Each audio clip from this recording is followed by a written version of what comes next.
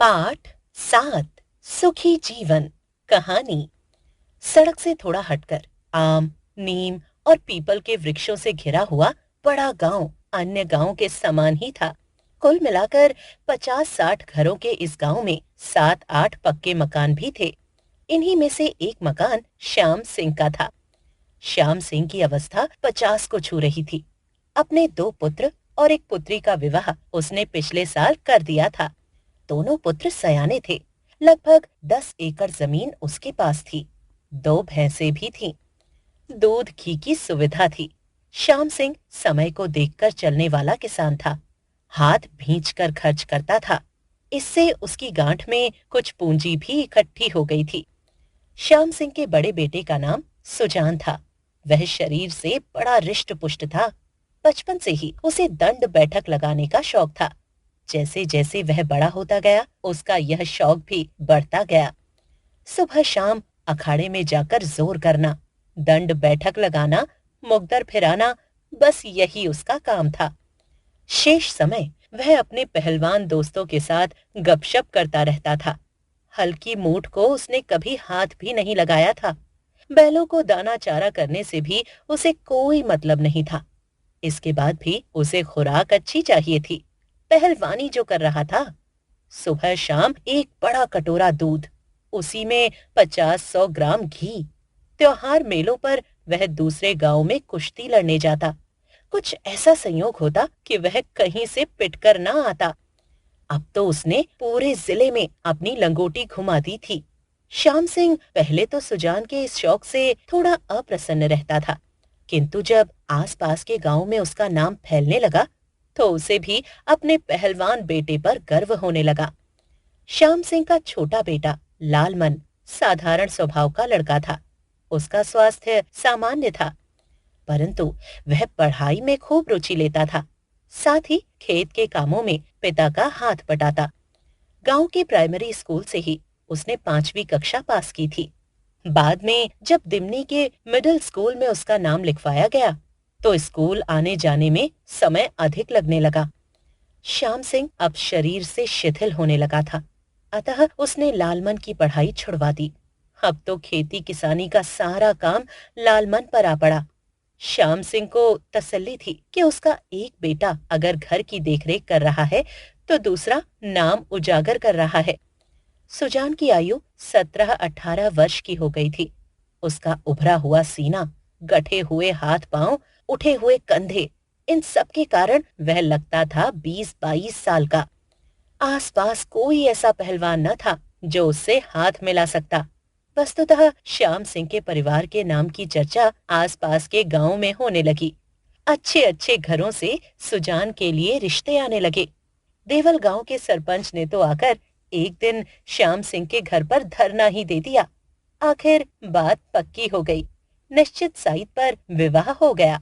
श्याम सिंह खुश था कि एक संपन्न परिवार से उसका संबंध जुड़ गया है।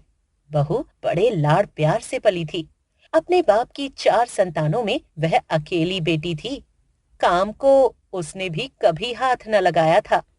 इधर लालमन की आयु भी विवाह के योग्य हो गई थी। वह सुजान से केवल 2 वर्ष ही तो छोटा था।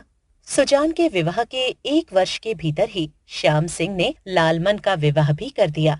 लालमन का ससुराल था तो बड़ा सामान्य, किंतु उसकी पत्नी बड़ी सुशील, समझदार और मेहनती थी। अपने दोनों पुत्रों का विवाह करके श्याम सिंह निश्चिंत हो गया।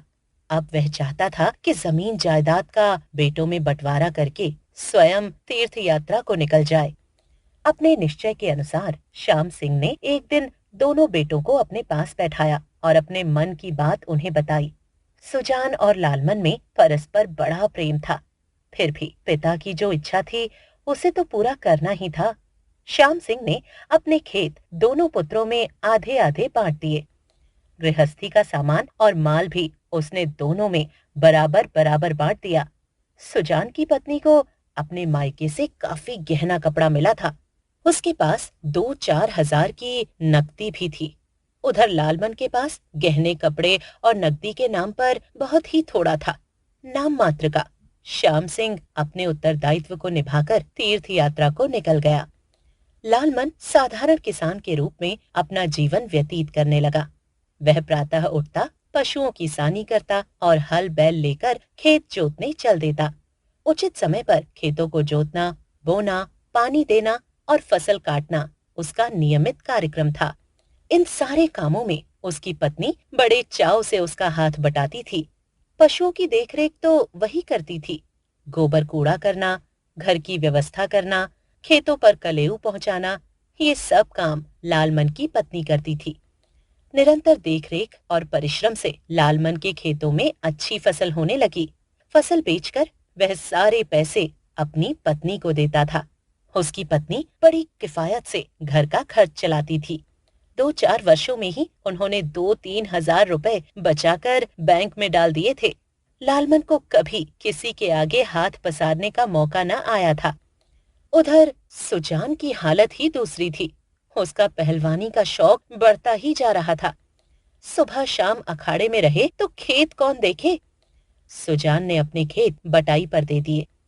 खाने पीने का शौकीन तो वह शुरू से ही था। दूध, घी और बादाम तो उसके नित्य के भोजन थे। उसकी पत्नी भी बड़ी शौकीन तबीयत की थी। उसे हर महीने नई साड़ी चाहिए थी। क्रीम पाउडर का भी उसे शौक था। पति पत्नी दोनों के ही शौक ऐसे थे जिनमें काफी पैसा खर्च होता था। 3-4 वर्षों में ही वे अपनी सारी पूंजी गंवा बैठे। बटाई में जो अनाज मिलता था उससे तो केवल पेट भरता था। खेतों ने कंजूसी करना शुरू कर दिया और पशुओं ने भी। स्थिति यहाँ तक पहुँच गई कि उनके सब दुधारू पशु बिक गए। बचे खेत जोतने के लिए केवल 2 बैल। आए दिन सुजान और उसकी पत्नी को दूसरों के आगे रुपया उधार लेने को हाथ पसारना पड़ता था। पर उन्हें उधार कौन दे? जिससे पैसा लिया उसी का मार लिया। धीरे धीरे सुजान की स्थिति गिरती गई। उधर उसकी पत्नी की फरमाइशें बढ़ती ही जाती थीं। उन पर पैसा खर्च कर देने से सुजान की खुराक पर असर पड़ता था। अगर कभी वह अपनी खुराक पर अधिक खर्च करता तो पत्नी की फरमाइशें अधूरी रह जाती। आवश्यकताओं की आपूर्ति ने क्लेश को जन्म दिया। खर्च के लिए आए दिन दोनों लड़ते। सुजान के शरीर पर उसका बुरा प्रभाव पड़ता। रक्षाबंधन का त्योहार आ रहा था। 2 वर्ष पहले उसी दिन खुड़ाना गांव के पहलवान भूरे को सुजान पछाड़ चुका था। तब से भूरे इसका बदला लेने के लिए प्रयत्नशील था। अब की बार उसने तैयारी की थी। दंगल से 2 महीने पहले ही वह सुजान से हाथ मिला गया था। तब से सुजान की तैयारियां भी बढ़ गई थीं। अब तो वह घंटों अखाड़े में ही रहता। अखाड़े से जब घर पहुंचता तो वह घी दूध पर टूट पड़ता।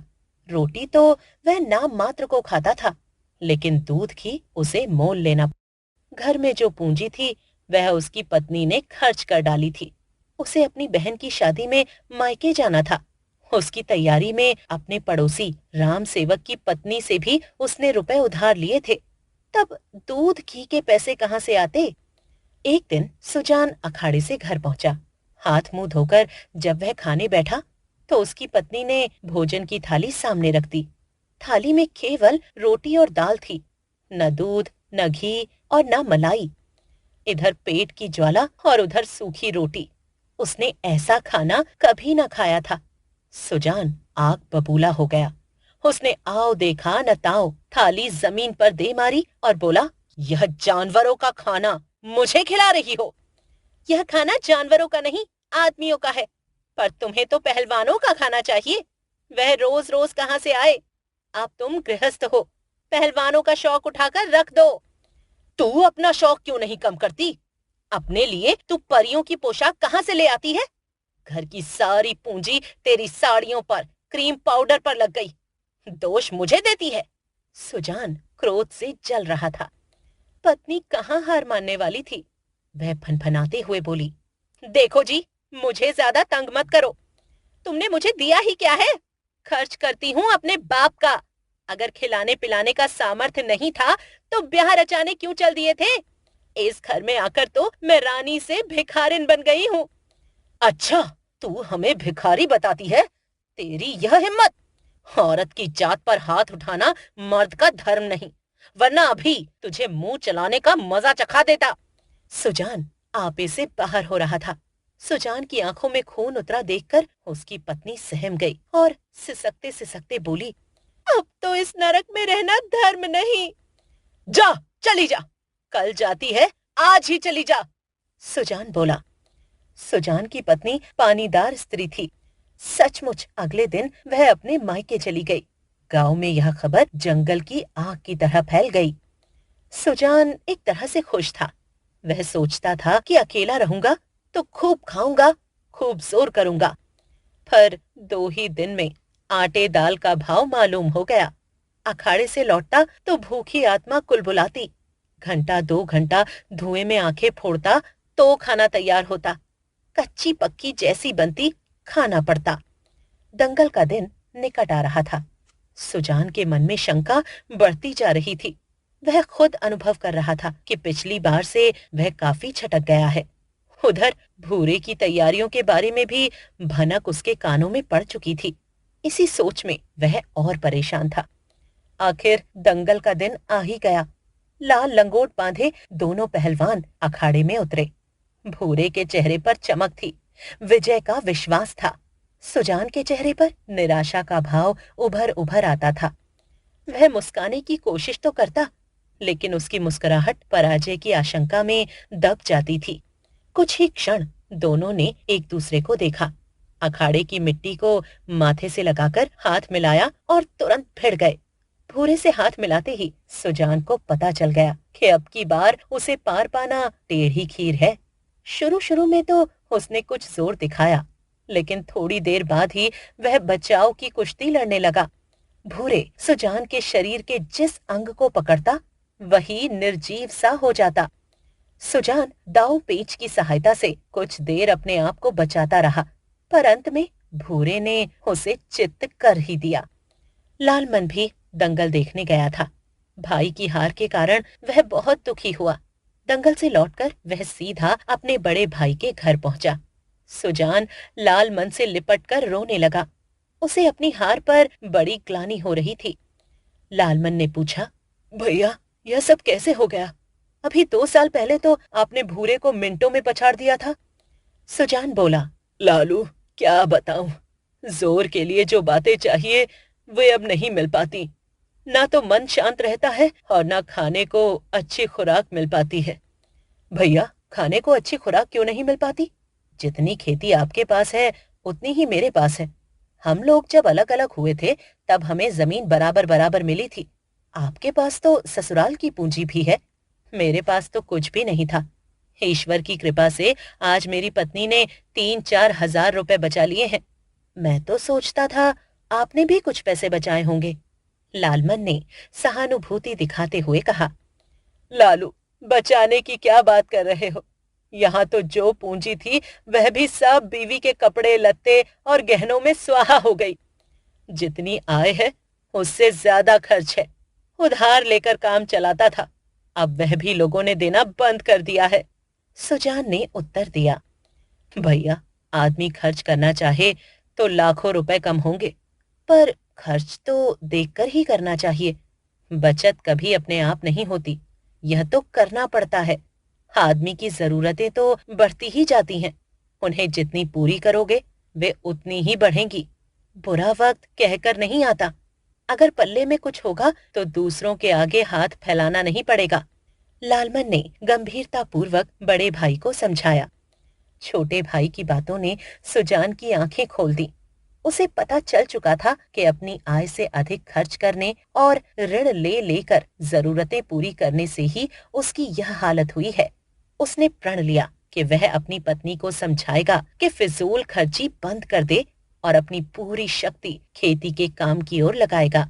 दाता ने चाहा तो लोगों का कर्ज भी उतर जाएगा और 4 पैसे हाथ में भी हो जाएंगे। उसे सुखी जीवन का मार्ग मिल गया था। शब्द और उनके अर्थ। सयाने, समझदार, प्रूडेंट। खुराक, आहार, डाइट। तसल्ली, दिलासा, कंसोलेशन। निश्चिंत, बेफिक्र, फ्री फ्रॉम केयर। उत्तरदायित्व, जिम्मेदारी, रिस्पॉन्सिबिलिटी। परिश्रम, मेहनत, हार्ड वर्क। शौकीन, शौक रखने वाला, डिजायरस। दुधारू, दूध देने वाले, मिल्च। प्रयत्नशील, प्रयत्न करने वाला, एनर्जेटिक। सामर्थ्य, क्षमता, कैपेसिटी। शंका, शक, डाउट। ग्लानि, अपराध बोध, फीलिंग ऑफ गिल्ट। प्रण, प्रतिज्ञा, अवाव। आशंका, संदेह, भय, एप्रीहेंशन। शौक, लालसा, हॉबी। अप्रसन्न, नाखुश, अनहैप्पी। साइत, मुहूर्त, अ मूवमेंट। किसानी, खेती बाड़ी, फार्मिंग। सानी, चारा, फॉडर। किफायत, बचत, इकोनॉमी। तबीयत, सेहत, हेल्थ। आपूर्ति, पूर्ति, सप्लाई। पोशाक, वस्त्र, ड्रेस। मर्द, पुरुष, मैन। निराशा, नाउम्मीदी, होपलेसनेस। सहानुभूति, सांत्वना, सिंपैथी। फिजूल खर्ची, बेकार की चीजों पर खर्च, मिस। पाठ 8, अनूठा उपहार।